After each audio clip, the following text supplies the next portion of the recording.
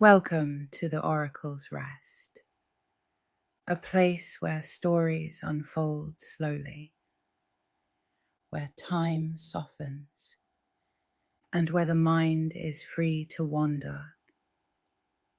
Tonight, a merchant ship runs quietly before a gentle evening wind across a calm and darkening sea, its hold heavy with the treasures of a dozen distant lands. Copper from one island and tin from far away, ivory and amber,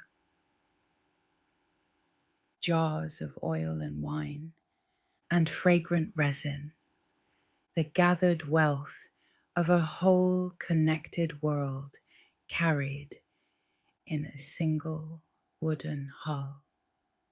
Tonight, we drift back more than 3,000 years into the great connected world of the late Bronze Age, a world of golden palaces and busy sea lanes and kings who called one another brother, and we will follow slowly and gently the quiet mystery of how that whole bright world came over the space of a lifetime, softly and almost completely undone.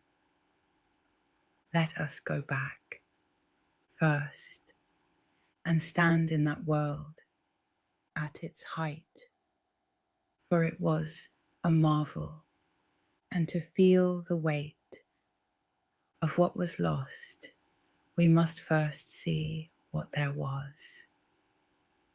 Some 3,200 years ago, all around the eastern end of the great Mediterranean Sea and the lands just beyond it, there flourished a family of great civilizations, rich and old and deeply connected to one another. There was Egypt, ancient even then, ruled by its pharaohs from the valley of the Nile.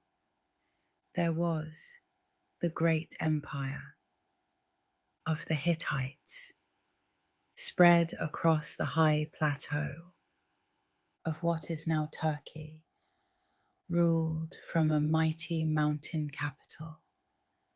There were the palace kingdoms of the Greeks on the mainland and the islands, with their citadels of huge stone.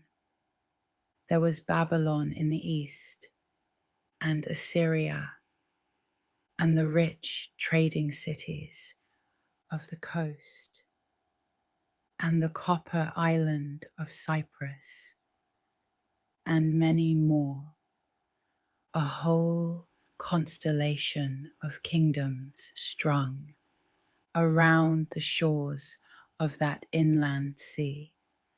And the wonder of this age was not just that these kingdoms existed, but that they were bound so closely together. This was, in its way, one of the first ages of what we might call globalization, a time when the great powers of the world were knit into a single vast web of trade and diplomacy and exchange. Ships crossed the sea constantly between them, laden with goods. Caravans crossed the land.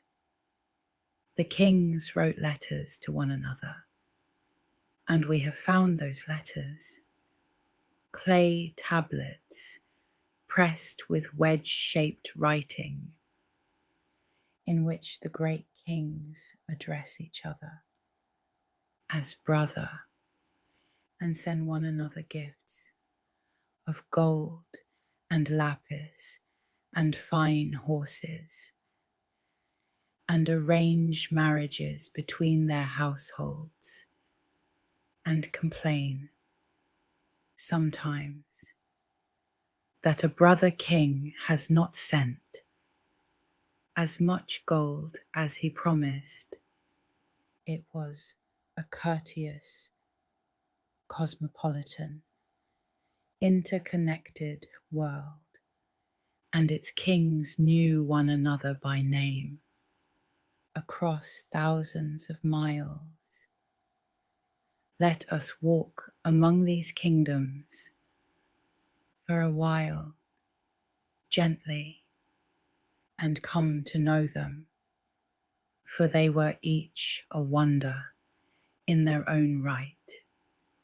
Egypt in these years was, in its age of greatest glory, ruled by long-lived and mighty pharaohs, who raised the vast stone temples, whose ruins still astonish us, carving their images into cliffs, filling the land with columns and colossi.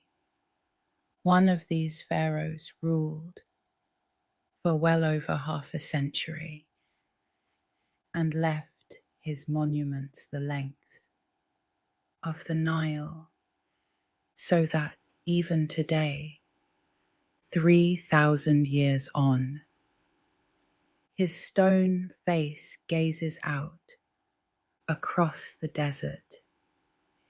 Egypt was old and rich and sure of itself, the great southern anchor of that whole connected world. To the north stood the empire of the Hittites, a great power grown up on the high, windy plateau of Anatolia, ruled from a mountain capital ringed by mighty walls and guarded by gates carved with lions and warriors. The Hittites were the equals of Egypt, and the two great powers had once clashed in one of the largest chariot battles the ancient world ever saw. Thousands of chariots wheeling across a plain by a river. And out of that great collision came something even more remarkable than the battle. For some years afterward, the two mighty empires made peace and set down the terms in writing. And that treaty between the Pharaoh and the Hittite king is the earliest peace treaty in all of human history that still survives, a solemn agreement of two great powers to be brothers and to aid one another, written more than 3,000 years ago. Its words still legible today. So carefully did that old world manage its affairs.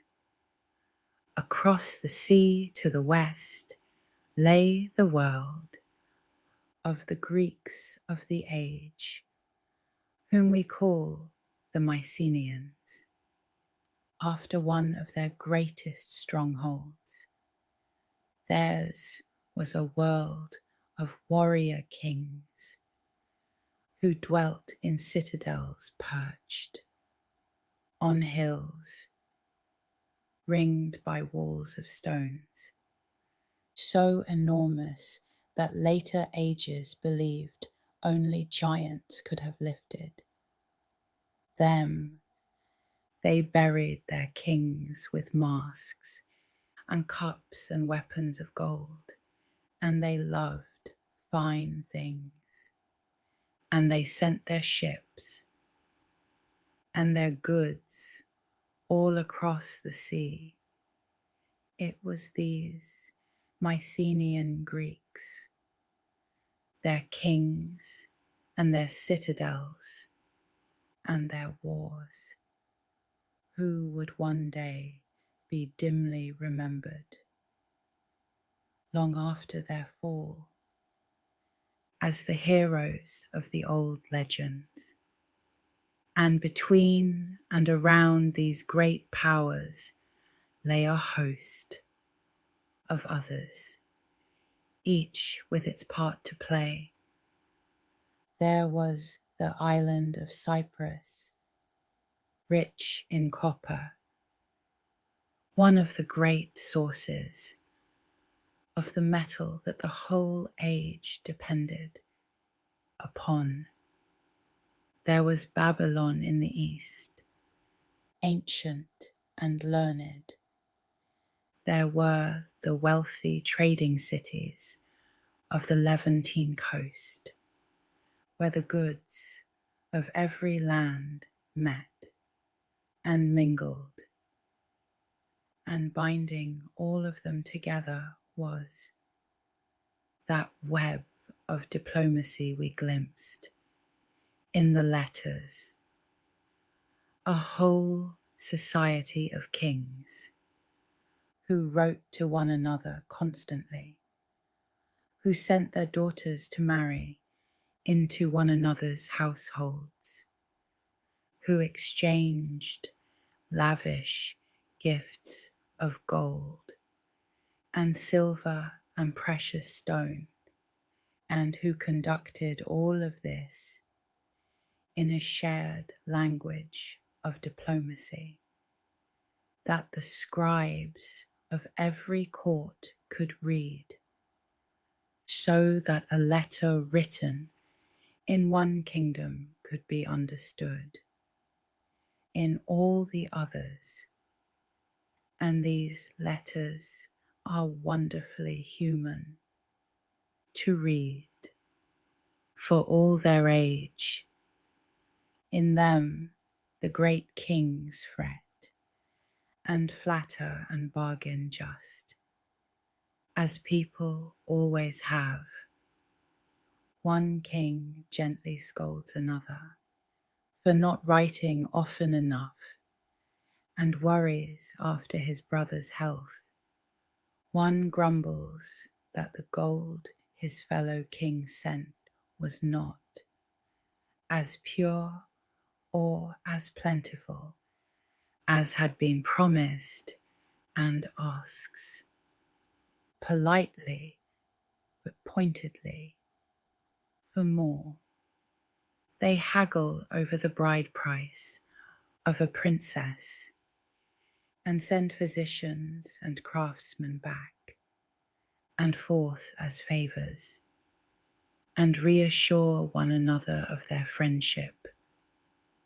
Reading them, you feel across 3,000 years the very human warmth and pettiness and courtesy of these long-dead kings, going about the ordinary business of keeping the peace between their realms.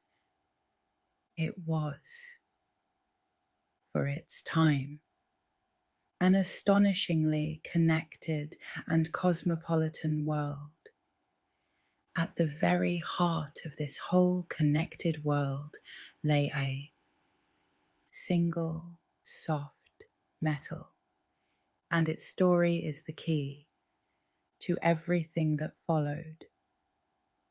The age is called the Bronze Age because bronze was its finest material, the metal from which the best tools and weapons and vessels were made.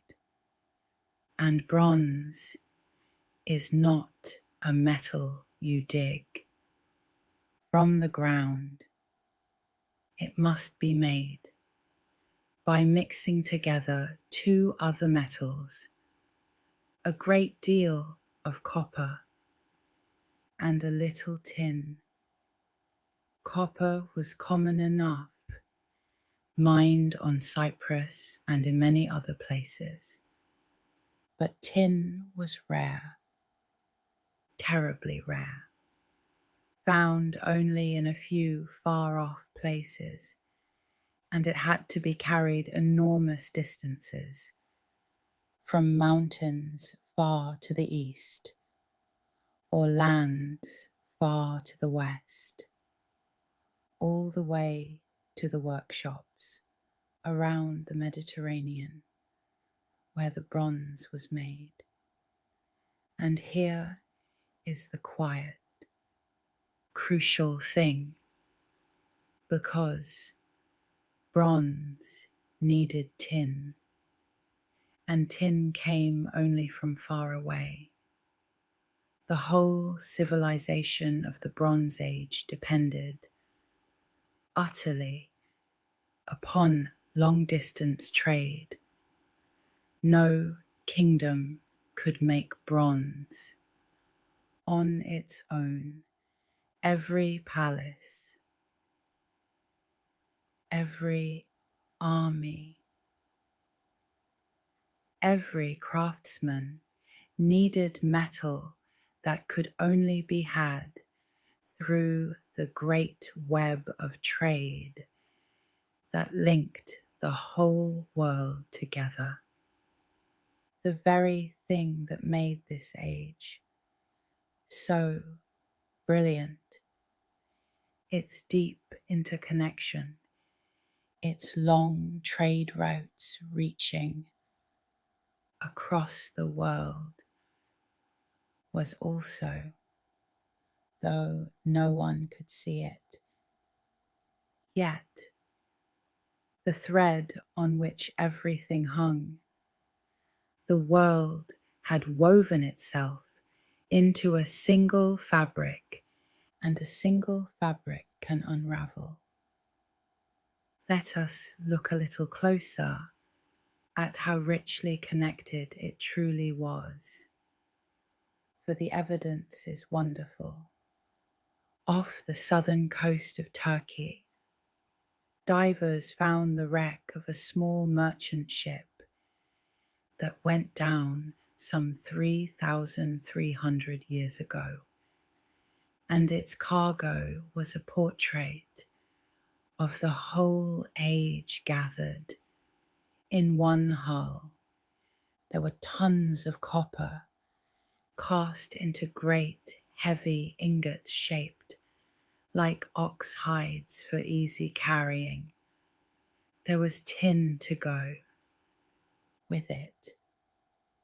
There were jars from the Levant, ebony wood from Africa, ivory from elephant and hippopotamus, ostrich eggshells, beads of glass, and amber that had come all the way from the distant northern seas.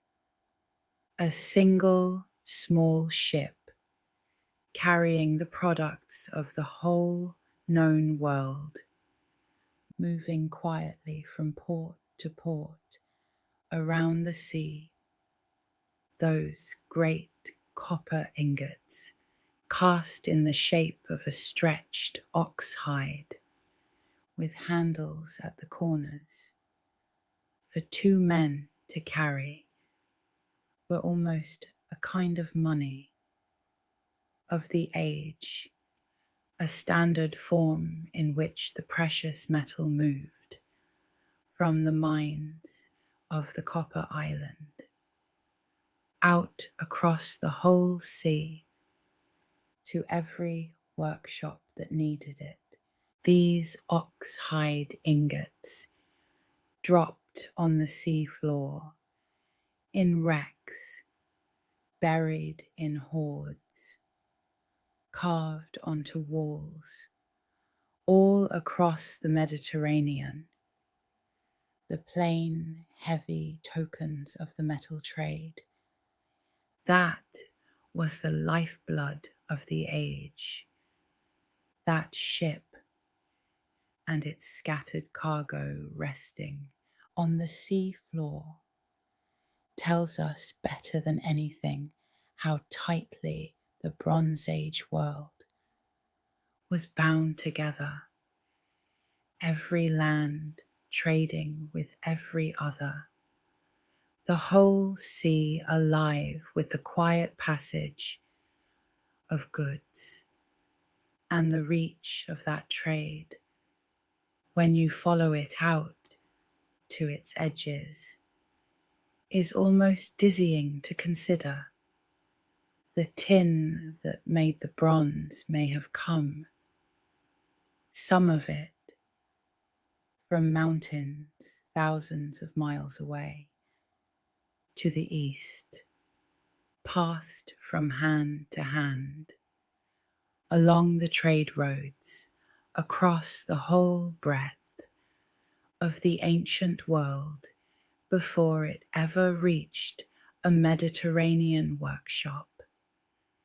The amber that a great lady wore at her throat had been carried down from the cold northern seas at the far edge of Europe, hand to hand across the whole continent, to be treasured in a warm southern palace by people who had never heard of the grey sea it came from. Ivory came from the elephants of Africa and Asia, precious blue stone from the mountains of the distant east, gold from the deserts of the south.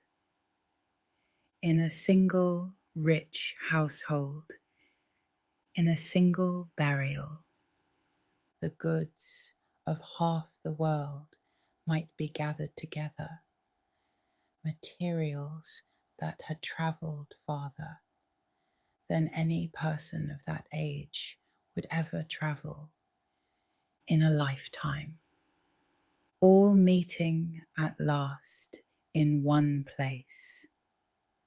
The Bronze Age world reached out its long arms across whole continents and drew the treasures of the earth toward its shining palaces along threads of trade thousands of miles long.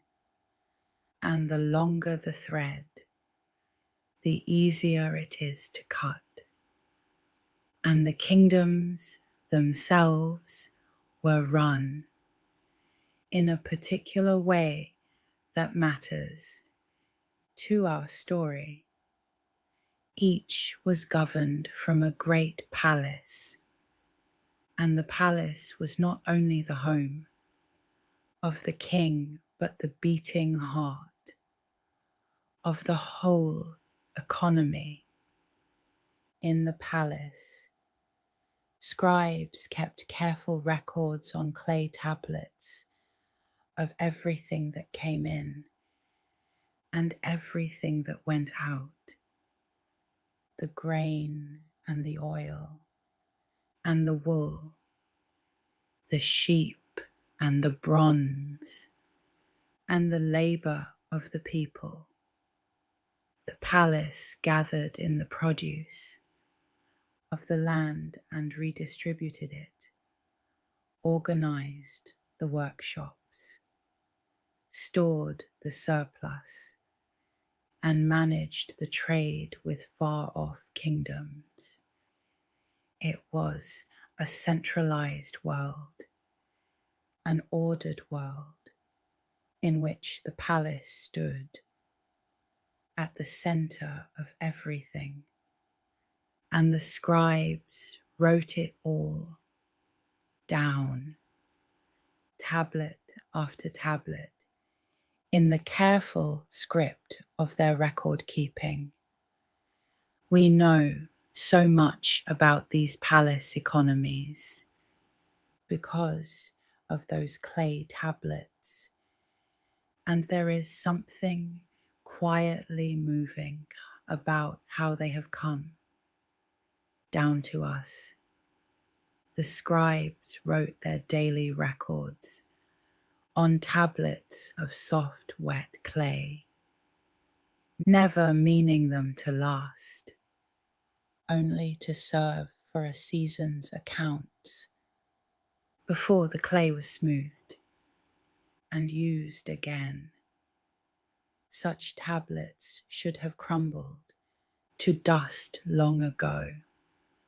But when the palaces burned in their final days, the fires that destroyed them baked the clay hard, like pottery in a kiln, and so preserved forever the very records that were never meant to survive. The last accounts of the dying palaces, the tallies of grain and sheep and bronze and workers written in the ordinary course of business, were fired into permanence by the flames. That ended everything, so that we can still read today the humble bookkeeping of a world in its final year, the ration lists and the inventories, the last ordinary words of a vanishing age. And those records show us a world of astonishing organization. The palace gathered in wool and had it woven into cloth by hundreds of workers, some of them named in the tablets. It kept careful count of its herds and its stores of grain and oil. It maintained its workshops of bronzesmiths and potters and perfume makers. It fed and clothed and directed a great many people, all recorded in the patient script of the scribes. This was a world that ran on order and records and central control, on the smooth working of a complicated machine. And that is worth remembering, for a machine that is finely tuned and tightly organized can also be a machine that is easily broken. At the sharp end of that world stood the chariot, the great weapon of the age, a war chariot, light and fast, drawn by a pair of horses and carrying a driver and an archer with a powerful bow, was the most formidable thing on any battlefield of the Bronze Age, and the great kings kept them by the hundreds and even the thousands. But a chariot was a costly and delicate thing, requiring fine horses and skilled crews and a whole apparatus of craftsmen and trainers and grooms to keep it running, all supported by the wealth of the palace.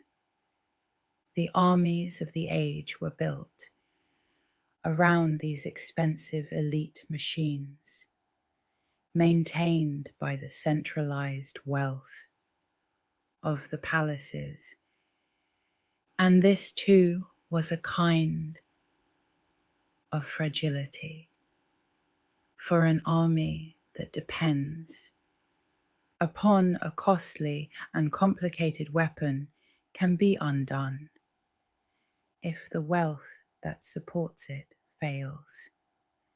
And over all of it moved the ships, the quiet lifeblood of the age. Season after season, the merchant ships worked their way around the sea, hugging the coasts, hopping from port to port, carrying the copper and the tin, and the oil and the grain, and the fine goods from land to land. The sea in summer was busy with them, these little wooden ships with their single square sails, their crews watching the coast and the stars, putting in each night, trading as they went. The whole prosperity of that world rode on their decks, passing quietly back and forth across the water. And as long as the ships sailed and the goods moved, the great interconnected machine hummed along.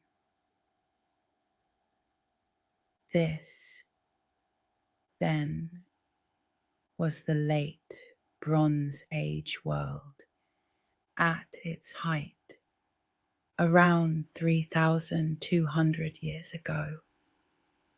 Rich, ordered, interconnected, sophisticated, a network of great palace kingdoms trading and writing and intermarrying around the shores of the sea, bound together by the long roads of trade and the shared need for that one precious metal.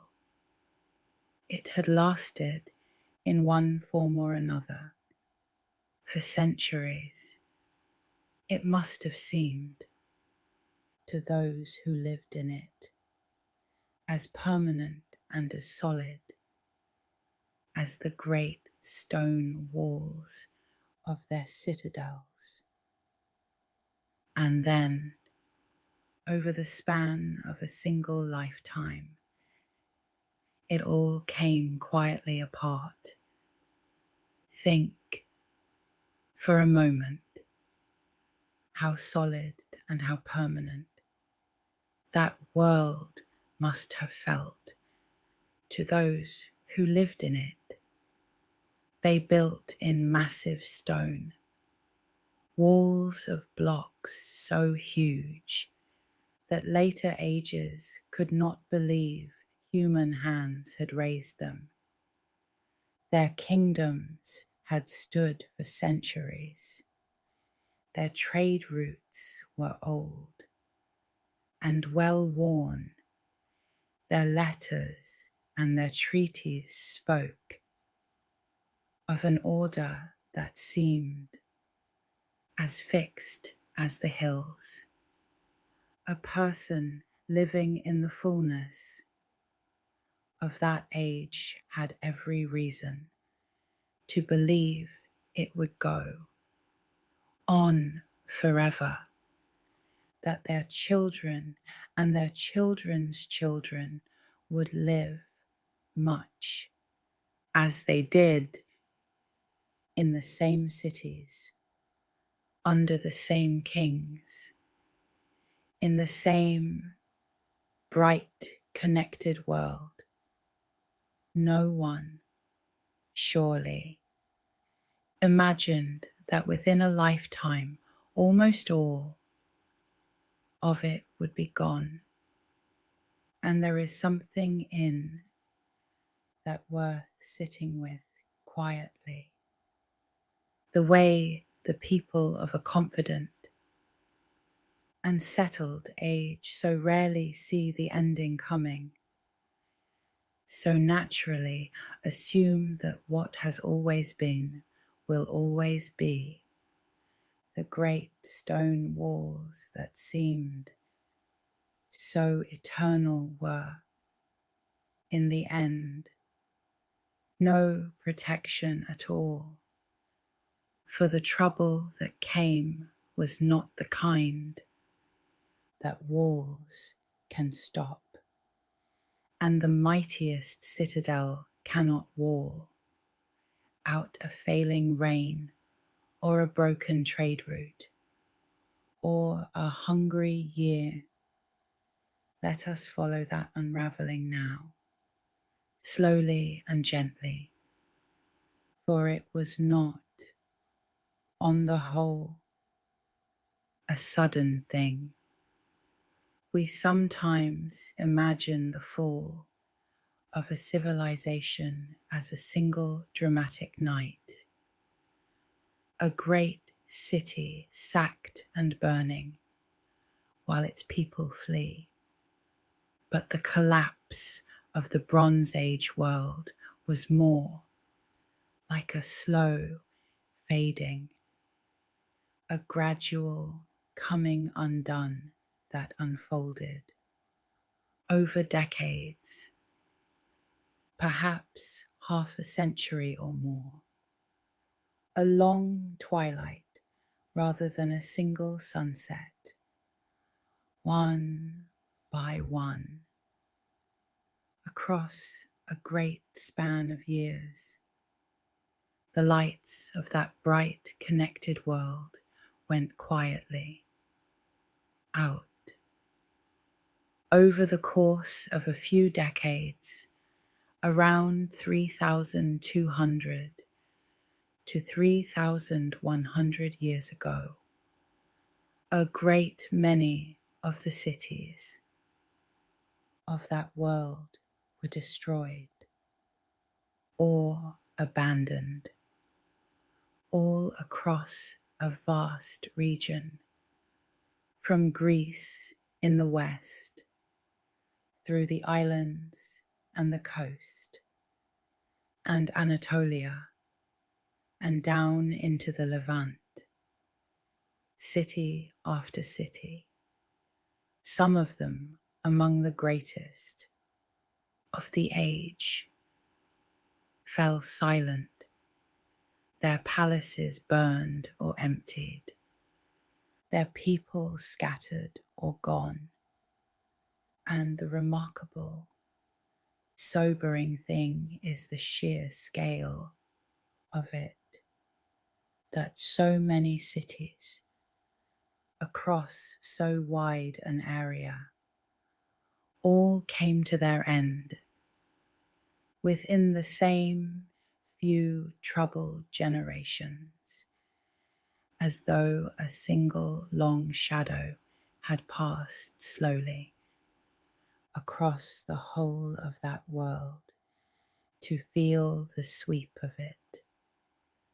Let your eye travel slowly around that sea. On the Greek mainland, the great citadels fell, one after another, across the islands. The settlements were destroyed or emptied. On the high plateau of Anatolia, the cities of the Hittites and their neighbors were burned and left. Down the long coast of the Levant, city after city after city, some of the richest ports of the age went up in flames or fell silent. In place after place, when the archaeologists dig down, they find the same thing at the same depth, a layer of ash and ruin, the mark of a city's ending, all dated to the same troubled span of years, dozens upon dozens of cities spread across 1,000 miles and more, from the edge of Europe to the edge of Egypt, all of them coming to their end within the same few generations. It is this, more than any single fall, that makes the collapse so awesome and so strange, the sheer scale of it. A whole civilized world of cities dimming together, like lamps going out one by one along a darkening shore. The great empire of the Hittites, that mighty power that had stood for centuries and treated with Egypt as an equal, simply came to an end. Its capital, a huge and formidable city high on its plateau, was abandoned, its people melting away, its palaces left empty to the wind. An empire that had ruled a large part of the ancient world, gone within a generation, and the forgetting of the Hittites was so complete that for thousands of years afterward, the world scarcely remembered they had ever existed at all. Their great empire vanished so utterly from memory that it survived only as a few puzzling mentions in old texts, until little more than a century ago, scholars digging in the earth of Anatolia uncovered their lost mountain capital and slowly learned to read their forgotten language, and gave back to the world an entire great civilization that had been erased so thoroughly that no one had known it was missing. A whole empire, one of the superpowers of its age, had simply fallen out of human memory for 3,000 years. There is no plainer measure of how deep the collapse went, how completely a great world could vanish. The palace kingdoms of the Greeks fell too, one after another.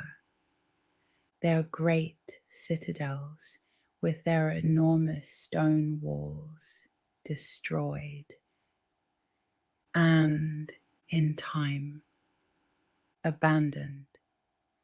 And when they fell, something precious was lost with them, for these Greeks had a system of writing used by the palace scribes to keep their records, and when the palaces were gone, the writing was gone too.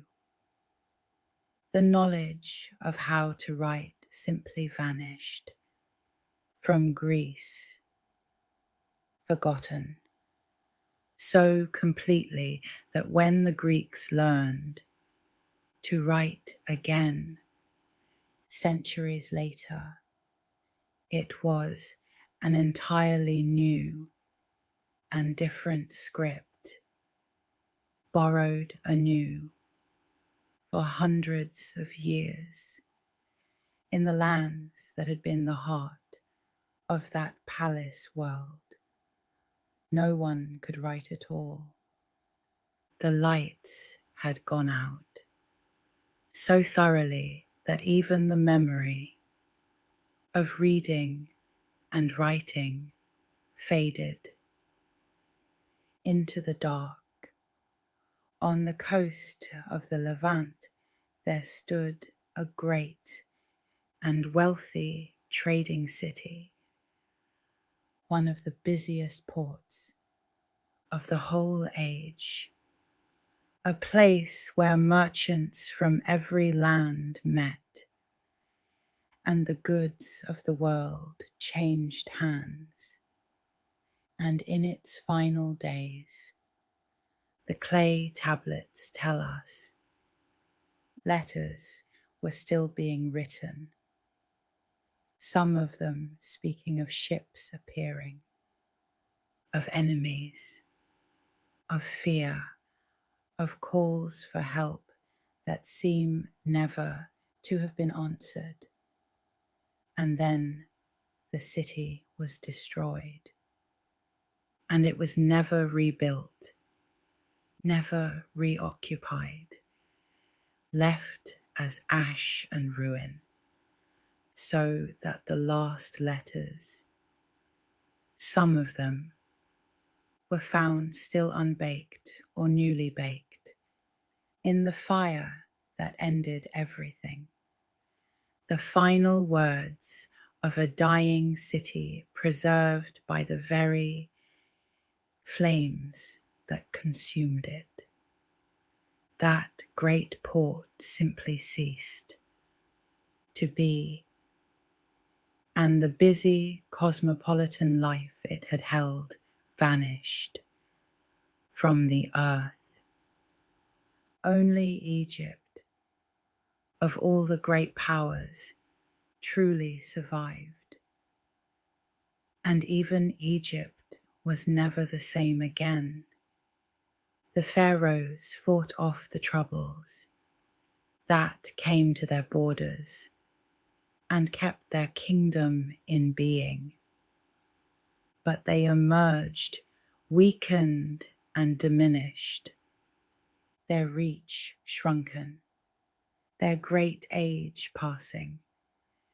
The Egypt that came through the collapse was a lesser thing than the Egypt that had entered it, and before very long, its own age of empire, too, quietly came to its close.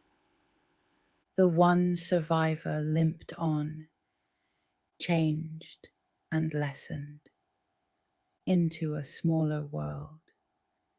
Now, let us come to the heart of the mystery, the question that has fascinated people for a very long time. Why did this whole rich, interconnected world that had stood for centuries come apart all at once across so vast an area within so short a span of time? It is one of the great puzzles of history, and the honest answer is that no one knows for certain, that there is no single tidy cause we can point to and say, there, that is what did it. But we have gathered over the years a number of threads, a number of quiet troubles that seem to have come together all at once, and it is worth walking through them slowly. For the answer, as best we can tell, is not one thing but many. For a long time, the blame was laid upon a single dramatic cause, a mysterious enemy. In the records of Egypt, the pharaohs tell of great waves, of attackers who came against them by land and by sea in these years, a coalition of peoples from across the sea, migrating and raiding, whom the Egyptians fought off in great battles. These sea peoples, as they have come to be called, were long cast as the villains of the story, the barbarian horde that swept in and toppled the civilized world. But the more we have learned, the more this simple story has softened and changed. For these wandering peoples were very likely not the cause of the collapse so much as a part of it, a symptom of it. Themselves refugees and migrants driven from their own homes by the very same troubles. Whole peoples on the move, because their own lands had failed them, looking for somewhere, anywhere, to settle and survive. They were not so much the flood as the driftwood carried on it, people uprooted by a disaster. That was already unfolding, adding to the chaos as they went, but caught up in it as much as anyone. And there is a detail in the old Egyptian carvings that makes this very plain and very human. When the Egyptians pictured these people coming against them, they did not show only warriors. They showed families. They carved images of whole peoples on the move, with their wives and their children riding in slow ox carts piled high with belongings, migrants and refugees seeking new homes, not just an army, but a people in flight. It is a poignant thing to see these families in their creaking carts, driven from wherever they had come, from by troubles we can only guess at, wandering into a world that was itself already falling apart, looking like everyone else, simply for somewhere to live. Some of these wandering peoples did find new homes in the end, settling along the coasts of the lands they had come to and putting down roots there.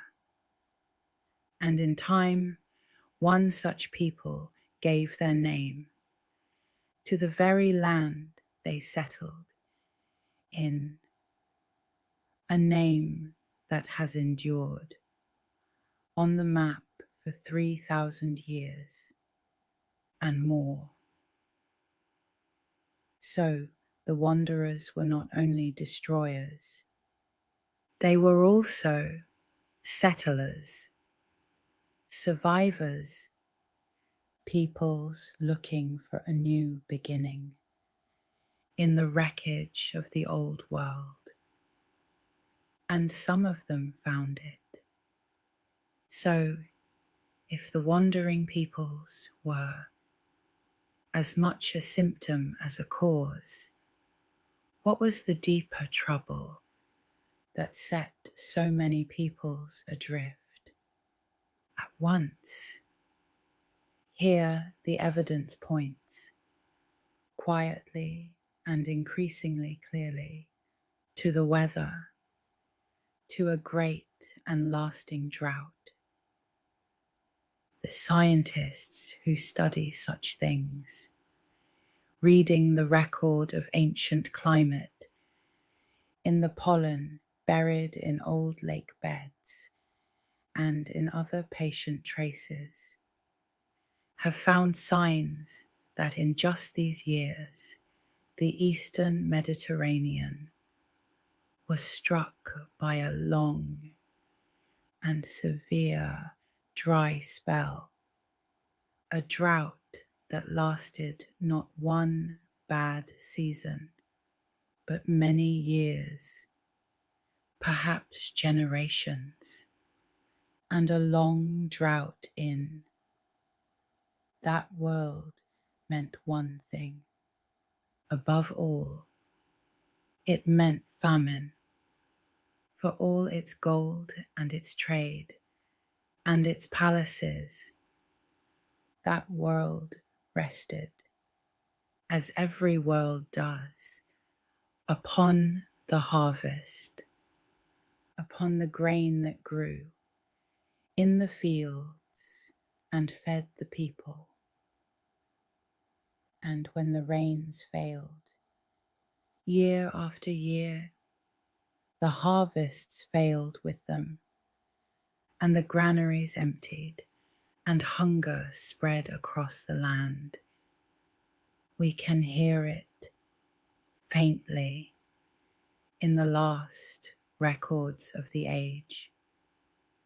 There are letters in these years that speak of hunger, urgent messages from one kingdom to another begging for grain to be sent quickly, for the people are starving, for it is a matter of life and death. Great powers that had traded in gold and ivory were reduced at the end to pleading for food. There is a letter in which a great king writes to another that it is a matter of life and death, that grain must be sent with all speed, or his people will not survive. The desperation plain across the centuries, in the plain, urgent words, and Egypt. In these years, records sending shipments of grain to a starving allied land to keep its people alive. One great power feeding another in its hour of need. The drought gnawed at the foundations of everything, and a hungry people is a people in trouble, restless, desperate, ready to move, ready to fall into unrest. And when even the mighty are writing to one another that it is a matter of life and death, you know that the trouble has reached very deep indeed. It is worth pausing on how we can possibly know about a drought that happened 3,000 years ago, for the way of it is quietly wonderful. Down at the bottom of ancient lakes and lagoons, the pollen of long dead plants settled year after year into the mud and was buried and preserved, layer upon layer, so that a core of that mud, drilled up and studied grain by grain, becomes a kind of diary of the ancient climate, when the plants that love water give way in those buried layers to the plants that endure dryness. The scientists can read a drought written in the pollen and can date it by the depth at which it lies. And when they read the mud of these lands for just these years, around 3,200 years ago, they find the signs of dryness arriving, the water-loving plants fading, the land growing parched, at just the time the cities were falling. The mud and the ruins tell the same story, the one in pollen and the other in ash, and together they point to a long, dry age settling over that world in its final decades. And the drought, it seems, did not come alone. The lands around that sea lie along the great cracks in the earth where earthquakes are born.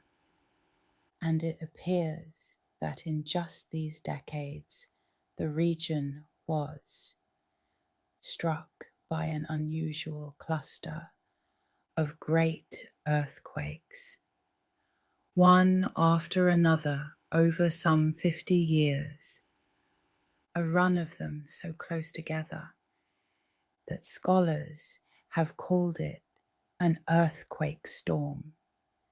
Many of the cities that fell in these years show the marks of earthquake damage, walls thrown down, buildings toppled.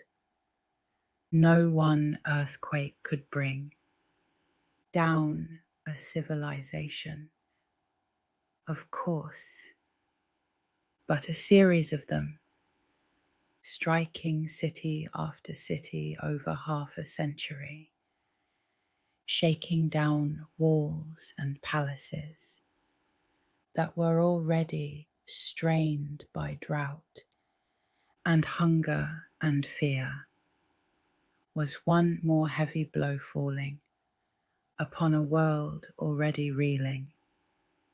And there may have been trouble from within as well, a world of great palaces where a small elite at the center gathered in the wealth and the grain and redistributed it, is a world that depends upon that center holding, upon the people trusting it and the system working.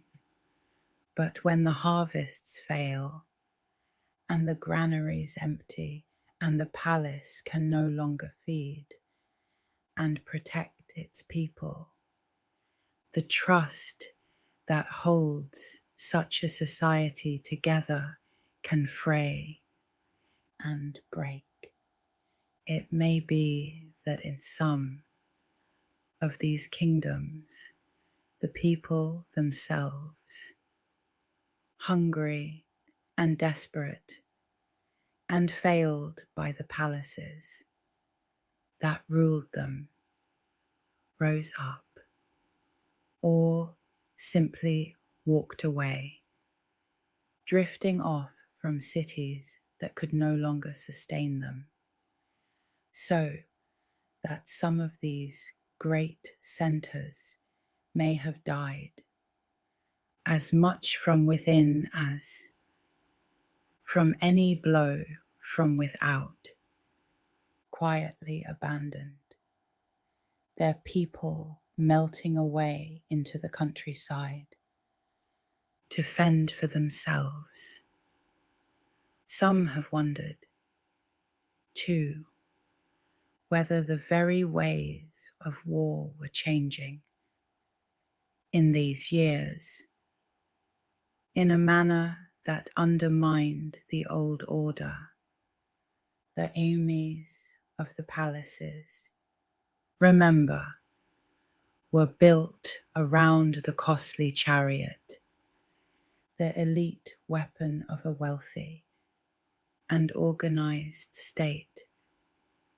And it may be, some have suggested that new kinds of fighters were rising, common foot soldiers with new weapons and new tactics, who could bring down the proud and expensive chariots of the kings, so that the old military strength of the palaces was slipping just as their wealth and their trade were failing.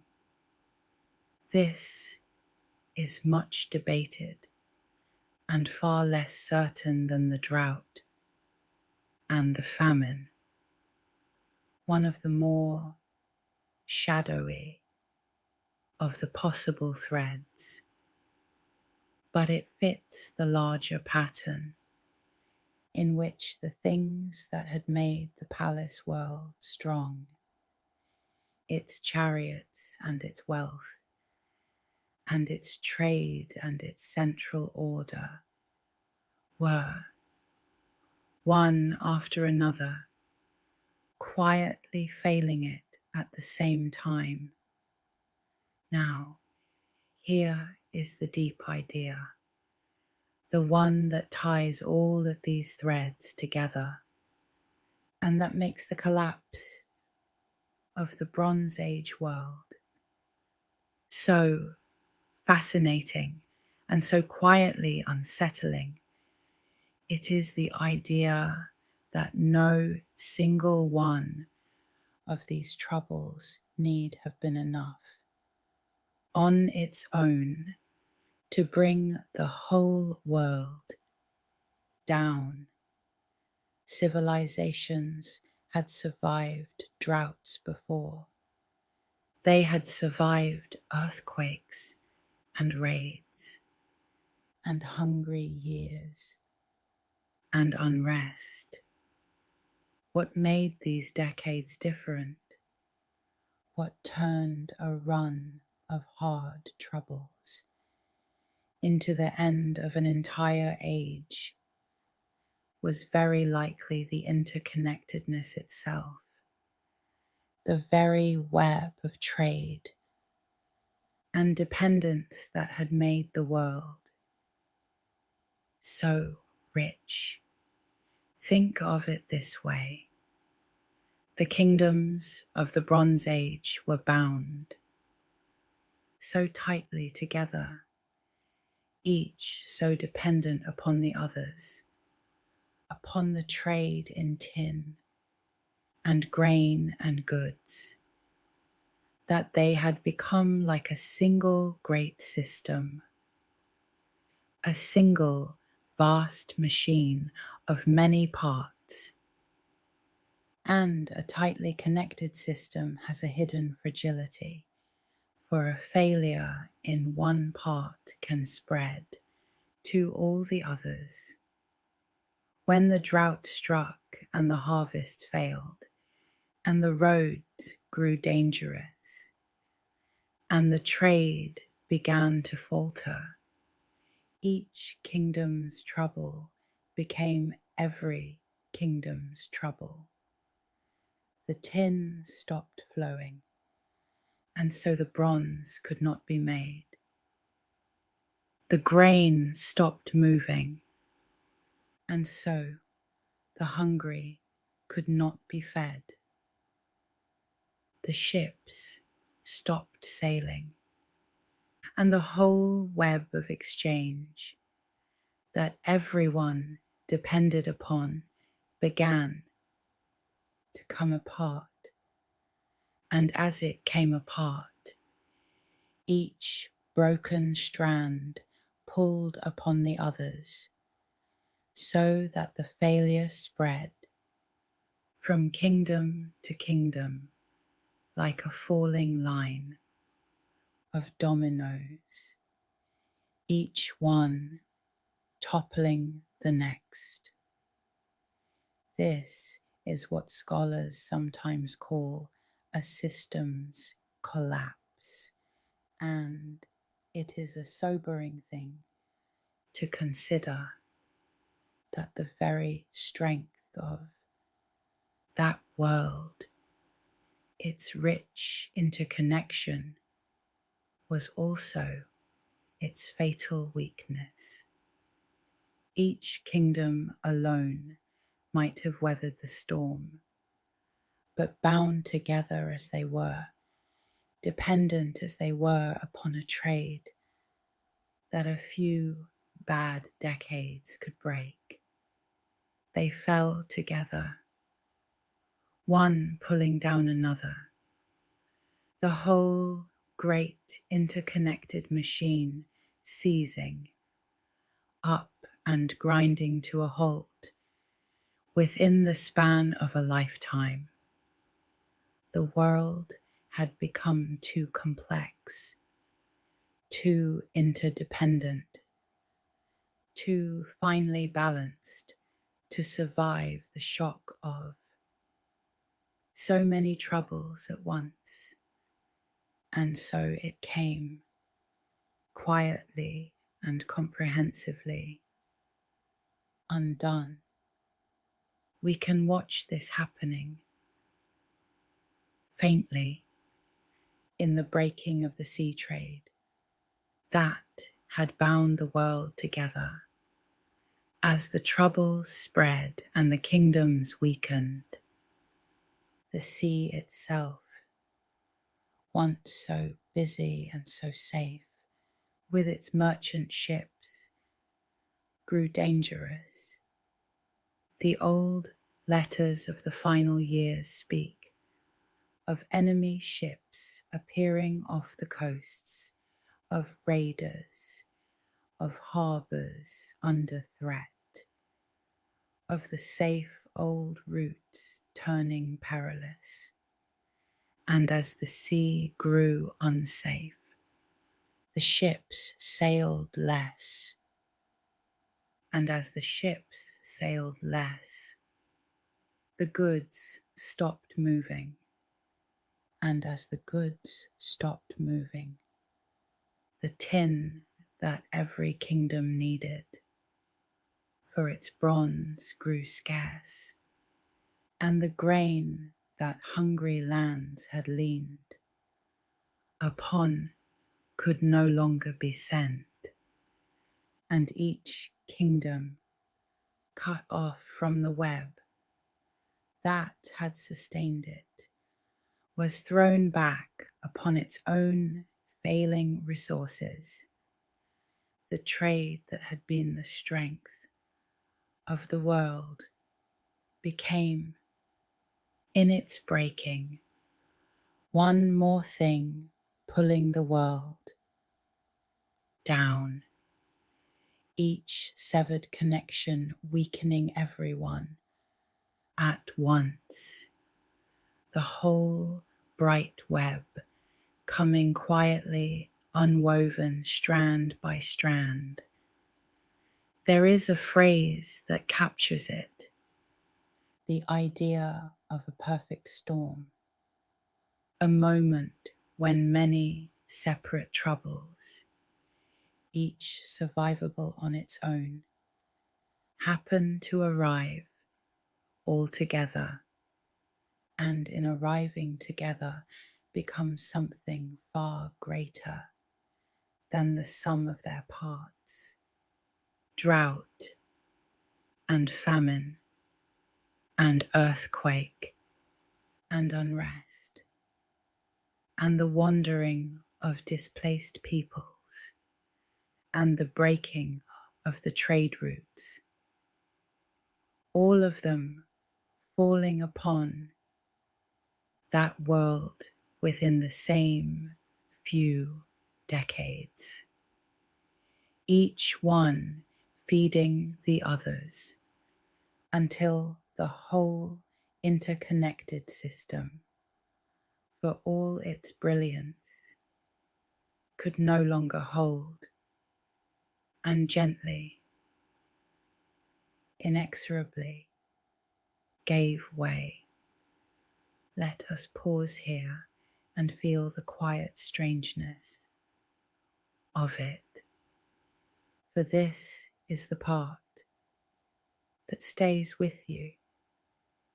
It was not mostly matter of great battles and heroic last stands, though there were surely some of those. It was, more than anything, a slow fading, a quiet emptying. Cities that had been full of life grew still. Palaces that had hummed with scribes and craftsmen and the coming and going of goods fell silent. The great trade routes, once busy with ships and caravans, emptied. The letters between the brother kings stopped being written because there was no longer anyone to write them or anyone to receive them.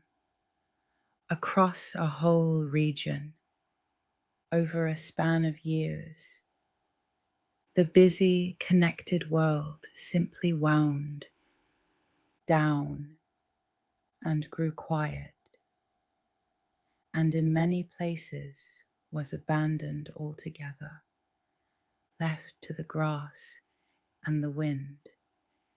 It is a strange and a haunting thing to imagine a whole world not so much destroyed, in fire as slowly, quietly going out. And we should be honest, as we drift through this story, about how much of it remains uncertain. For that uncertainty is part of what makes it so haunting. We have no single account from anyone who lived through the whole collapse, no historian of the age who sat down and explained what happened and why. Instead, we have only fragments pieced patiently together over the years. We have the burnt layers in the ground, the char and ash and tumbled stone that the diggers find at city after city, all dating to the same troubled span of years, telling us plainly that here and here and here the cities fell. We have the last letters baked in the fires. We have the boastful carvings of the Egyptian kings. We have the scientists' cores of ancient mud and the marks of old earthquakes in the stones.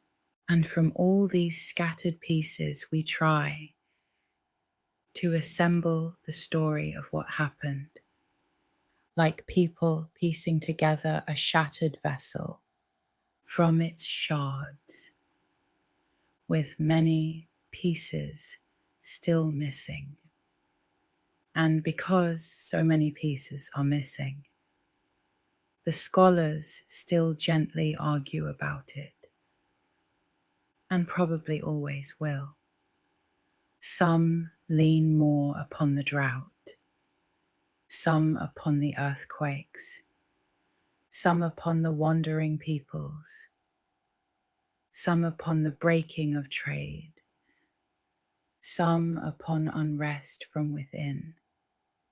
The truth most now believe is that it was all of these together, woven into a single knot of troubles too tangled ever to fully unpick.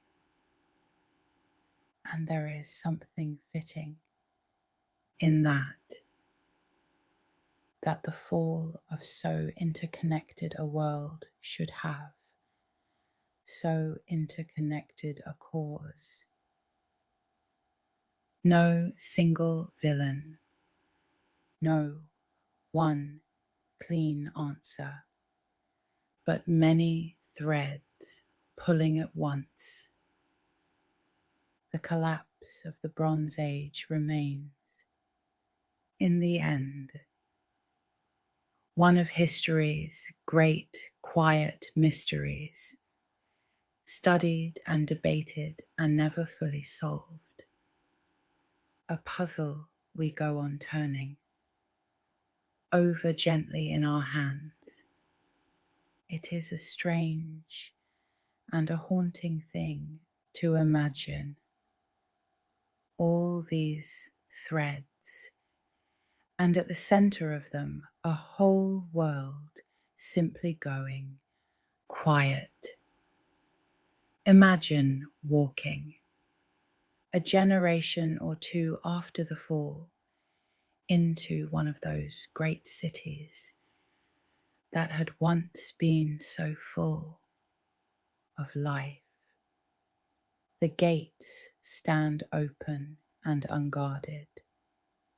Grass grows up between the stones of the courtyards where crowds once gathered. The great hall of the palace that had hummed with scribes and merchants and the coming and going of the business of a kingdom stands silent and open to the sky, its roof long fallen, its painted walls fading in the weather. Perhaps a few people still live there, humbly, among the ruins, keeping a few animals, planting a small plot, dwelling in the shadow of a grandeur they can no longer build and can barely remember, telling their children half understood stories of the great kings who once ruled here.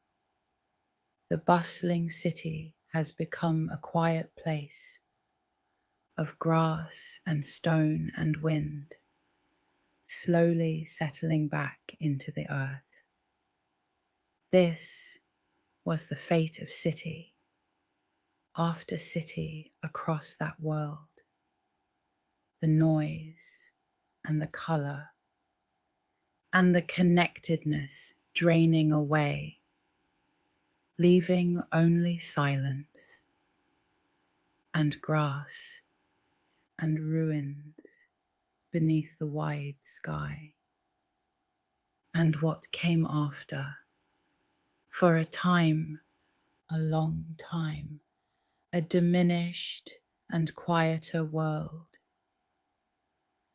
The centuries that followed the collapse are often called a dark age. not because they were evil, but because they were dim, dark to us, because so little was written and so little was built. A quiet trough in the story of that part of the world. The great palaces were not rebuilt. The long trade routes did not, for a long while, come back to what they had been. Populations fell. People lived in smaller settlements, humbler villages, scattered where there had been great cities, and the arts of the palace world faded. The fine crafts, the record keeping, the writing, all of it diminished or lost for a span of centuries while the world was quiet. It is worth trying to imagine gently what it might have been like to live through such a fading, not as a single catastrophe, but as a slow narrowing of the world across a lifetime. A person born in the last good years might have grown up in a busy town with news and goods coming in from far away, with the wider world close at hand. And then, over their years, they might have watched that world slowly shrink around them. The traders came less often, and then not at all. The fine goods from distant lands grew scarce, and then were only memories. The roads emptied. The town grew smaller, or was left behind for a humbler village. The great house on the hill fell quiet, and the far-off places that had once felt near, the brother kingdoms across the sea, faded into rumour and then into silence, until the whole world had drawn in close, shrunk down to the near valley and the near village and the work of getting through the year. It was not, for most, a sudden terror. It was a long, quiet diminishing, a world growing smaller and simpler and more local around them, year by year, as the great connected age wound slowly down. And yet, through all of it, ordinary life went on, as it always does. People still planted and harvested, though in smaller fields. They still married and raised children, and told stories by the fire. They still made pots and wove cloth and kept their animals in the humbler way of the new, smaller world. The great palace age was gone, and the writing and the wide horizons, but the deep and patient business of ordinary human living carried on beneath it all, quietly, stubbornly, through the dark and quiet centuries, waiting, though no one knew it, for the slow dawn of a new age still far off. Civilizations may fall, but people endure and tend their fields and go on. In Greece, especially, the forgetting was deep. The people who lived among the ruins of the fallen citadels in the centuries after could no longer write and remembered the great age that had come before only dimly through stories, through songs passed down by word of mouth, the memory of those vanished palace kings, their wealth and their wars, softened over the generations into legend, into tales of a lost age, of heroes greater than the men of now, of a great war fought long ago across the sea, of golden kings and walled cities and mighty deeds, when, centuries later, those old songs were at last written down. They had become the great epic poems that still move us today. Tales of a mighty war fought long ago over a city across the sea, of proud kings and their gathered ships and their tragic heroes. And beneath the legend lay the dim, true memory of a real and vanished world. Hidden in the poems, half remembered, are details that belonged not to the poet's own age, but to the lost Bronze Age centuries before. Old kinds of armour and weapons, old names of places that had been great citadels and were ruins by the poet's day.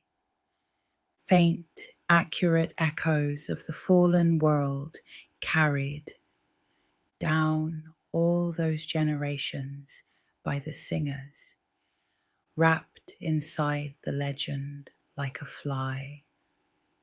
In amber, the poets did not know they were remembering a real age. They thought they sang of gods and heroes, but woven through their golden dream ran the true, faint thread of the world that had fallen, the Bronze Age remembered, without knowing it, as the age of heroes.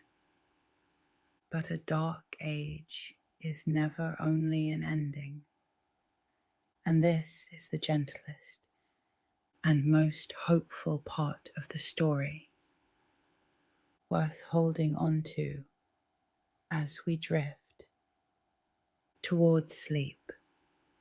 For out of the quiet that followed the collapse, slowly new things grew, and some of them would prove greater than what had been lost.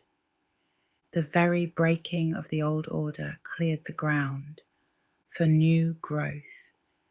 When the trade in tin collapsed and bronze grew hard to make, people turned to a different metal, to iron, which could be had from ordinary ore found in many places close to home, needing no long and fragile trade route to distant lands.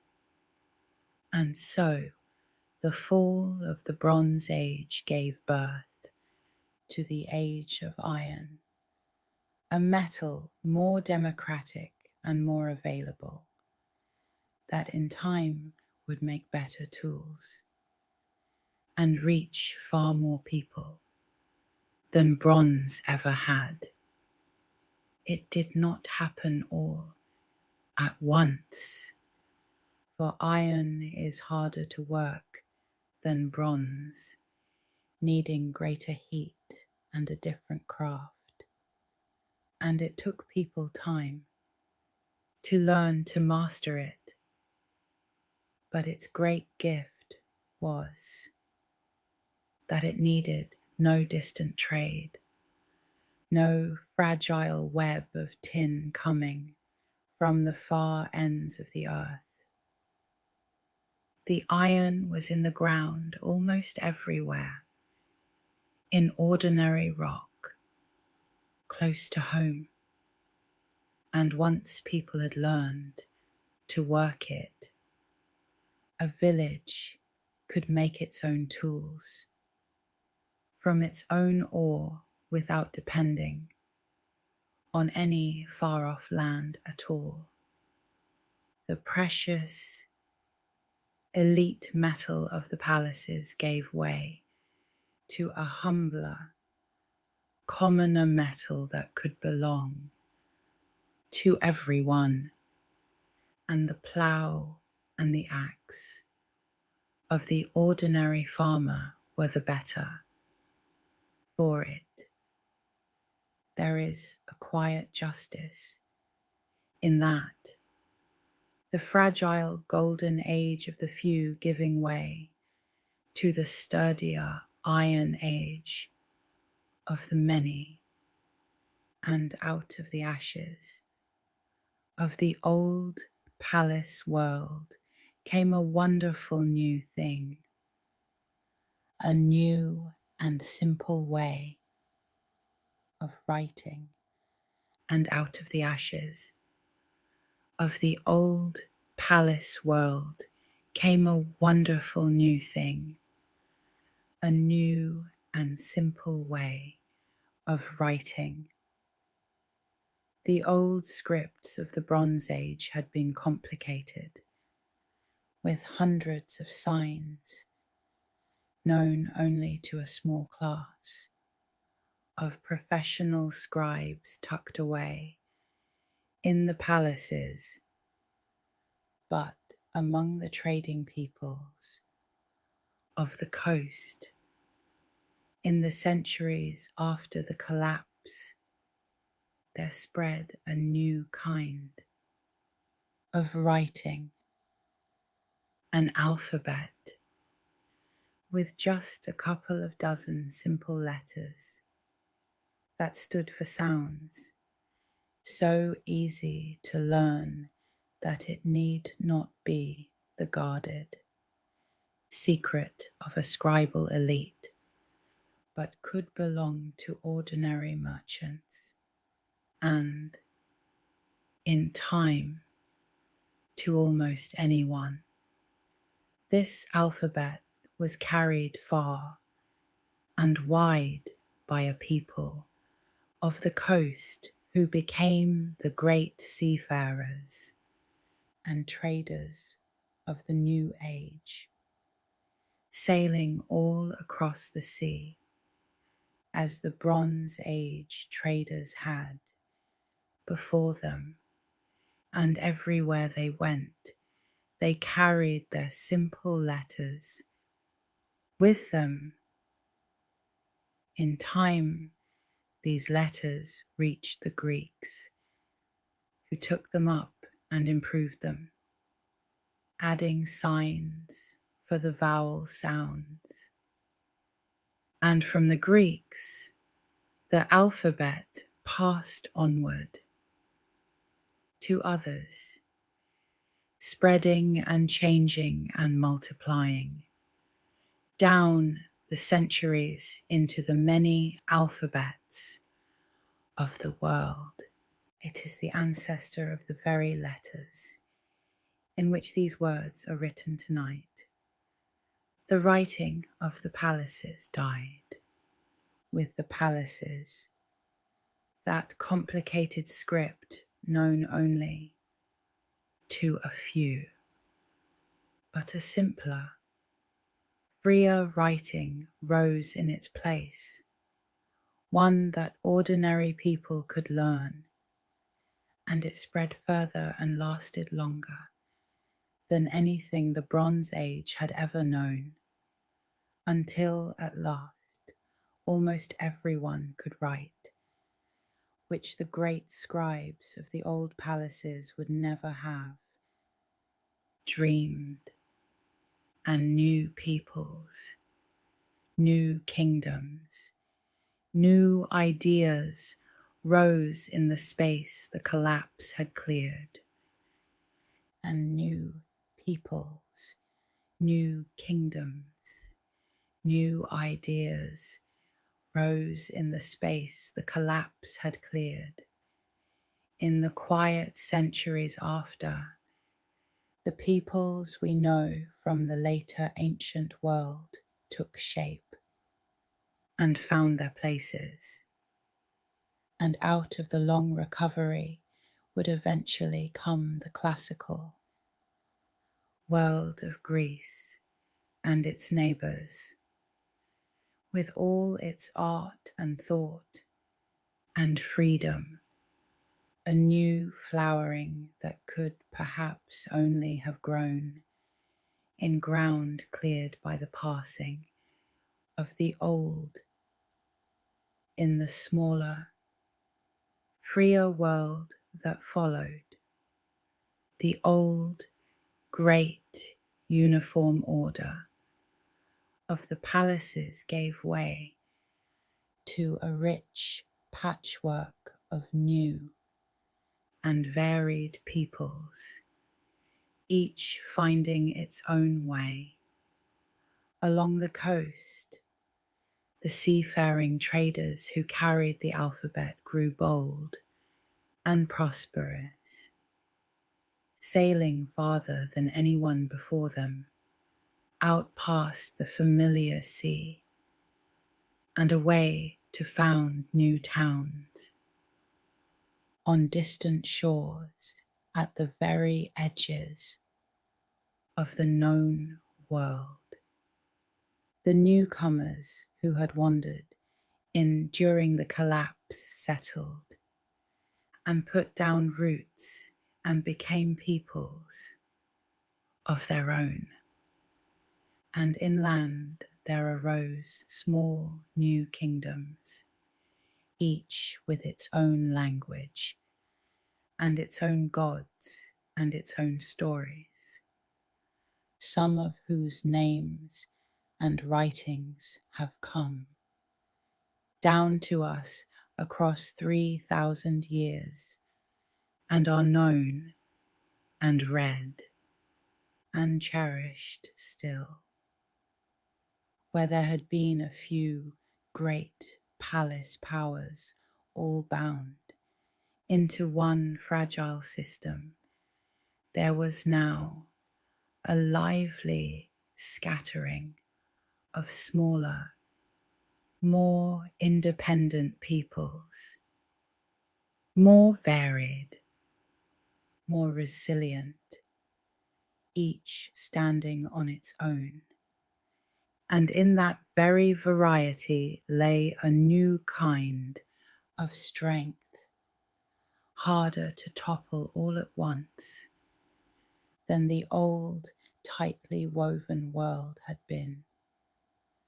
And slowly, over the quiet centuries, the world knit itself back together, though in a new pattern.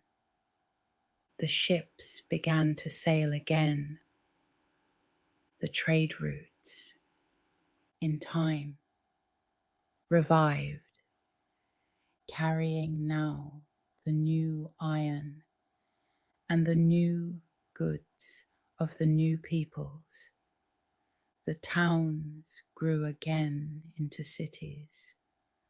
Writing spread, easier now and more widely shared than ever before. And the horizons of the world, which had drawn in so close during the long quiet, slowly opened out once more until the peoples around that sea were connected again, trading and traveling and exchanging their ideas. A new, connected age rising gently from the ashes of the old. The wheel had turned all the way round from a bright, connected world through the long, quiet dark, and back at last toward the light. The collapse of the Bronze Age was an ending, a real and a sad one, a whole bright world quietly lost.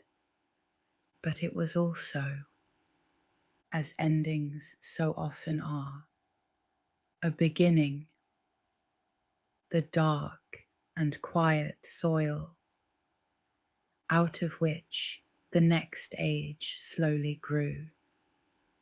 And what grew, in the end, out of that cleared ground was, in some ways, greater than what had fallen. In the lands of the Greeks, after the long, quiet centuries, there arose in time not the old world of palace kings and their scribes and their hoarded gold, but something new and freer, a world of small independent cities, of citizens rather than subjects, of art and poetry and philosophy, and the first experiments in people governing themselves. The classical world that we look back to as a fountainhead of so much of drama and democracy and reasoned thought grew up in the ground that the collapse had cleared in a world remade smaller and humbler and, in its way, more open. It could not have grown. While the old palaces still stood, it needed the clearing. And so the greatest of ancient flowerings had its roots, strange as it seems, in the quiet ruin of the age before. There is a gentle lesson folded into all of this, and it is worth turning over softly as we drift, though not in fear, for it is more wonder than warning. The Bronze Age world fell in large part because it had grown so interconnected, so dependent upon the long threads of trade that bound its every part to every other, that it could not survive those threads being cut. And we might notice quietly that our own world too is a deeply connected one, bound together across the whole earth by trade and travel and exchange, more tightly woven even than that ancient age. It is a thought that could trouble us, but it need not. For the deeper lesson of the Bronze Age is not really about fear. It is about how worlds change, how even the brightest and most confident of ages are not permanent, how they rise and flower and fade and give way to what comes next, and how, through all of it, life goes on and begins again. Nothing that ancient world could have done would have made it last forever. For nothing lasts forever, and that is not a tragedy, but simply the way of things. The long, slow turning of the ages, one giving way to the next, each growing from the ruin of the last.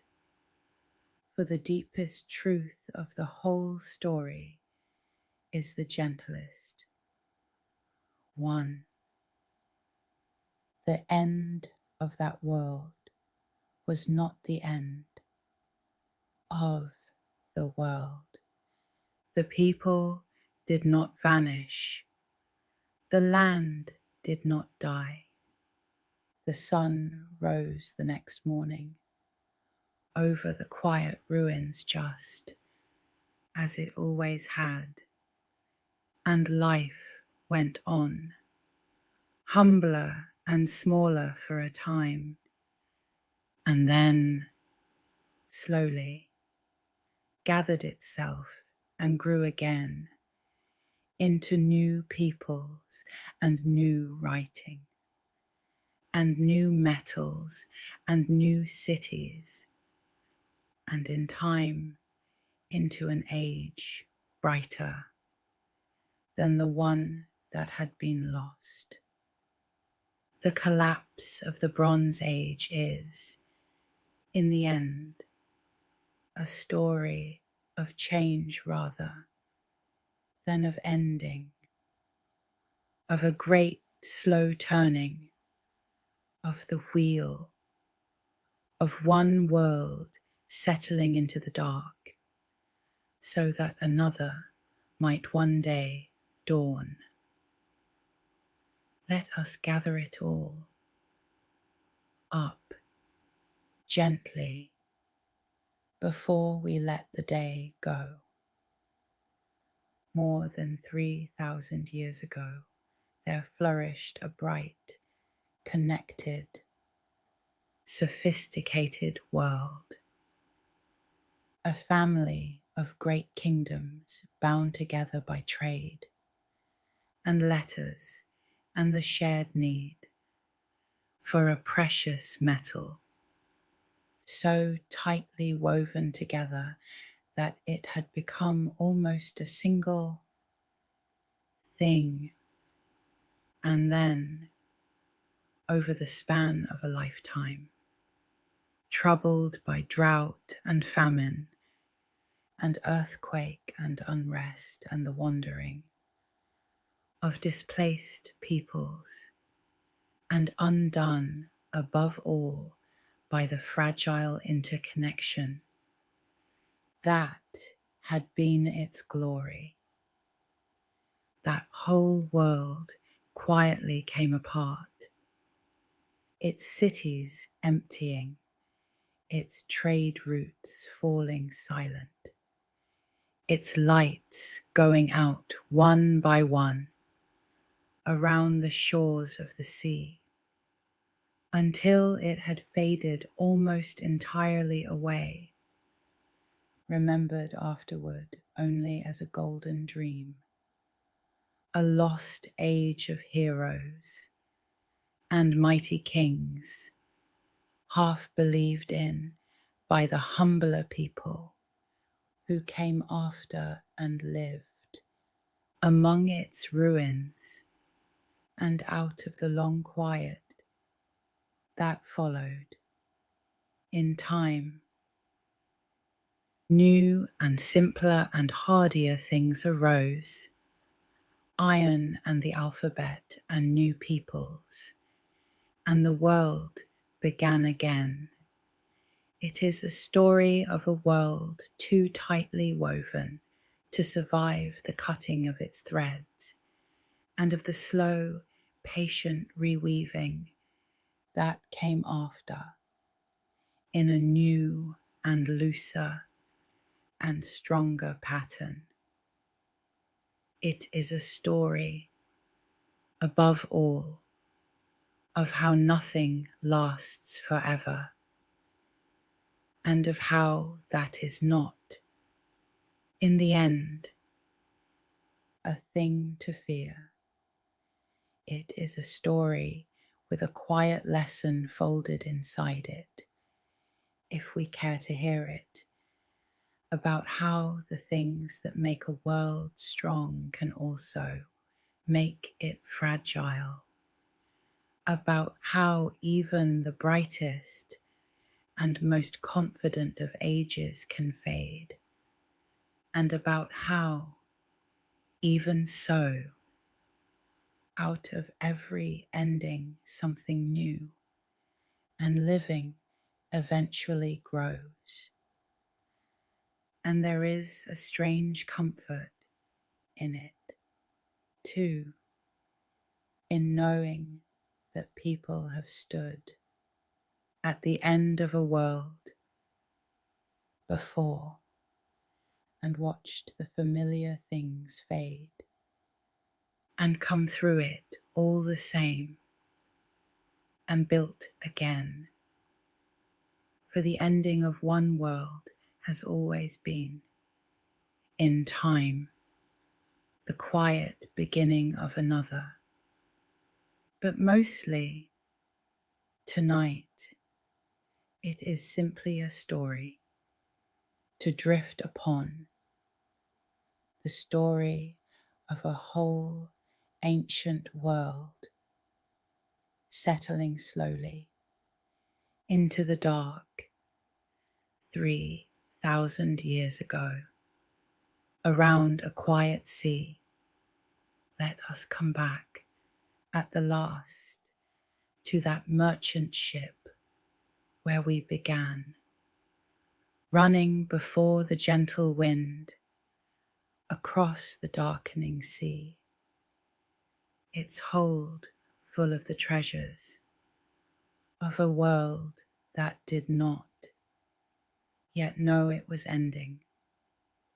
The evening is calm, the sea is smooth and dark, the distant lights of the harbour towns glimmer along the coast, warm and small in the gathering dusk, the lights of a whole connected world, still burning.